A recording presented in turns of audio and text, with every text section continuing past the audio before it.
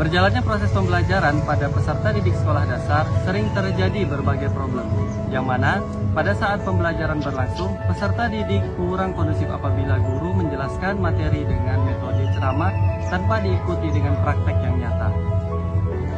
Hal ini menjadikan penerapan kurikulum merdeka sebagai sebuah jawaban, yang mana siswa dituntut untuk lebih aktif dan saling bekerja sama dalam berproses belajar dengan memanfaatkan metode demonstrasi yang mendukung pola belajar dan pemahaman yang nyata.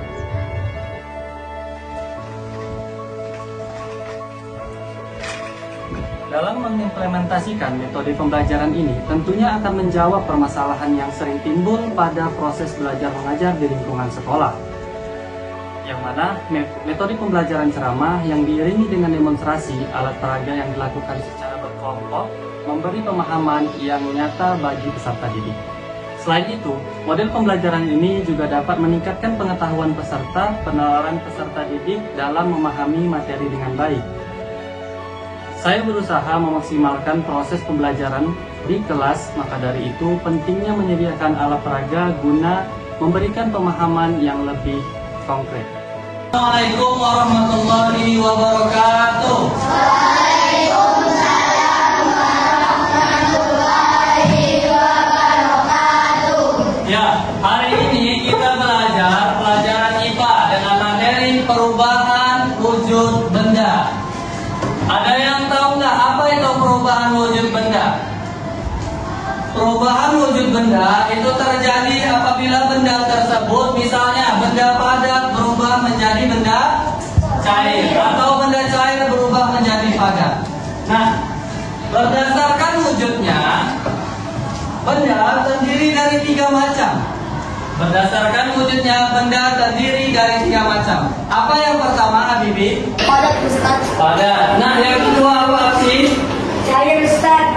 Ya, cair. Yang ketiga apa, Habib? Ini Gas, Ustaz.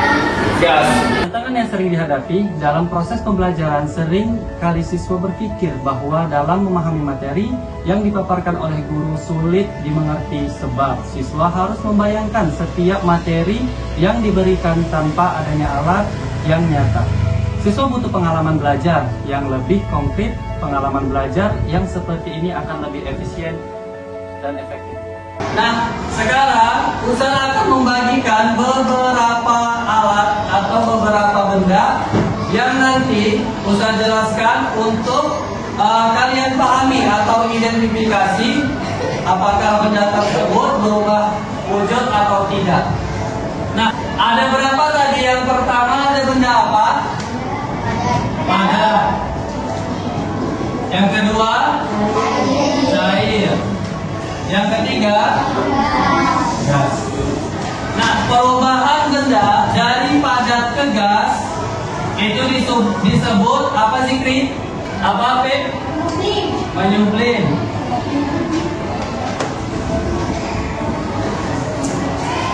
Dari gas ke padat apa? Taki? Mengkristal.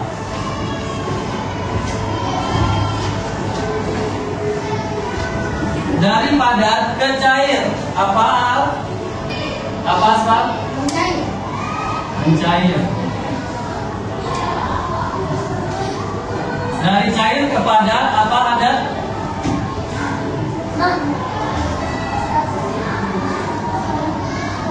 Gimana? Membeku. Selanjutnya dari cair ke gas, apa? Prabu?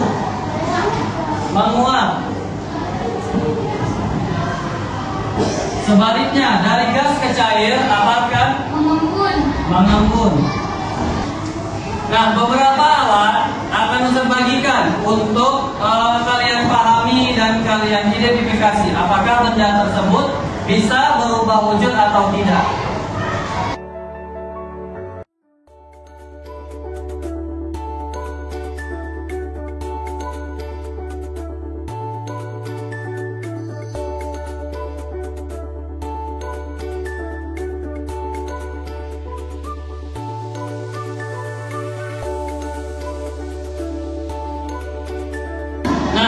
Setelah Ustaz bagikan beberapa bahan atau alat peraga untuk kalian identifikasi apakah bahan atau alat itu bisa berubah wujud atau tidak. Oke, di situ ada lilin yang udah Ustaz nyalakan. Kalian amati apabila lilin itu berubah wujud atau tidak. Perubahan wujud apa yang terjadi di lilin tersebut? Nanti tulis di situ nomor pertama lilin, nama bendanya. Selanjutnya perubahan wujud benda. Misalnya dari padat ke cair. Terus keterangannya, lilin merupakan benda padat yang apabila menerima kalor maka ia akan mencair. Paham?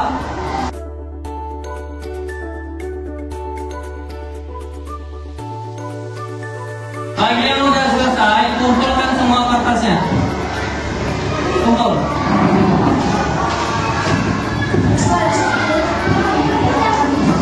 Setelah mengamati beberapa alat atau bahan yang Ustaz kasih sama kalian, di situ dapat disimpulkan apabila lilin itu yang awalnya dia berbentuk padat bisa berubah menjadi cair. Nah, kenapa lilin yang awalnya padat bisa berubah menjadi cair? Karena apa? Karena dia menerima kalor. Karena lilinnya menerima kalor. Dia menerima panas. Apa itu kalor? Panas. Nah, apabila lilin menerima panas, maka terjadi titik meleleh. Jadi dia meleleh dan mencair. Begitu juga dengan air panas. Air panas itu perubahan bentuk zat dari cair ke gas. Kenapa dia disebut perubahan bentuk gas dari cair ke gas? Karena dia melepaskan kalor. Karena air panas melepaskan kalor yang awalnya suhunya tinggi, dia suhunya menjadi rendah. Akibat apa? Karena suhunya turun. Dia melepaskan kalor atau panas. Nah, sudah paham semua? Sudah. Baik, kita tutup pelajaran hari ini dengan lafaz hamdalah.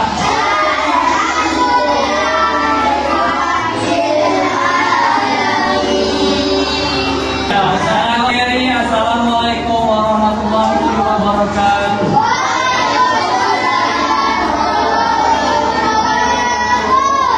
Dengan penerapan model pembelajaran diskusi, pengamatan, dan demonstrasi, peserta didik dapat berperan aktif saat belajar dan dapat membangun kerjasama dengan baik. Selain itu, dengan metode ini, peserta didik lebih merasa tertarik untuk berpikir kritis dalam mengikuti pembelajaran. Sebagai guru, kita dituntut untuk lebih kreatif dan inovatif dalam melakukan metode pembelajaran dengan tujuan agar pembelajaran dapat tercapai sesuai dengan yang diharapkan.